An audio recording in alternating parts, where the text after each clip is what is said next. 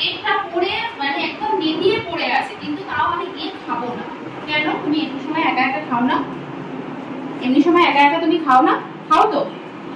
সকালবেলা যখন রেডি হচ্ছে তোমাকে বকা দিতে গেল, ভাবছি আমি কোথাও একটা চলে যাচ্ছি।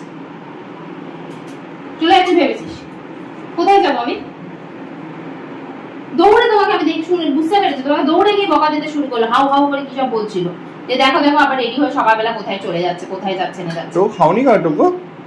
এই টুকুয়া না খেয়ে চুপ করে শুয়ে খাওনি কেন আছে, বাবা? পেটটা পুরো পড়ে গেছে, নড়াচড়ার এনার্জি নেই। মানে ওইটুকু এসলে কত লাফায়, লাফানোর এনার্জি আসবে কোথা থেকে? যদি সকাল থেকে নাগা তুই খেয়েছিস কখন কালকে? কালকে ডিনারও করেছে অনেক আগে। এই যে তুমি আদর করে খাওয়াটা বানাচ্ছ, এটাই আদর করে আমি সকালবেলাও দিয়েছিলাম, আদরটা করে আমি সকালবেলাও দিয়েছিলাম। আমার বসে থাকা উচিত ছিল যে তুই কতক্ষণে শেষ করবি ততক্ষণ আমি বেরোবো। ভাবলাম একটা ফ্ল্যাট কিনে বিয়ে দিয়ে বউয়ের সাথে রাখবো, কি করে থাকবি? বউ এসে খাইয়ে দেবে?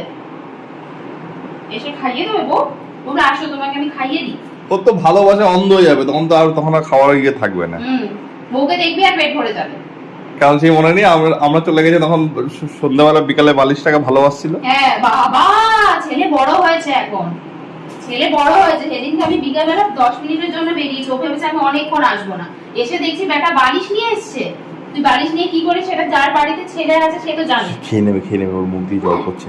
সে তো জানে, ও না খেলে না পিঠের মধ্যে পড়বে দাম দাম।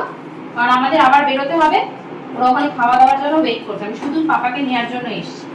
পাপা যতক্ষণ রেডি হচ্ছে খাওয়াবো, একটা এদিক থেকে ওদিক হবে না। পাপাকে ভিডিও করা থেকে ছাড়লে তবে তো পাপা রেডি হবে।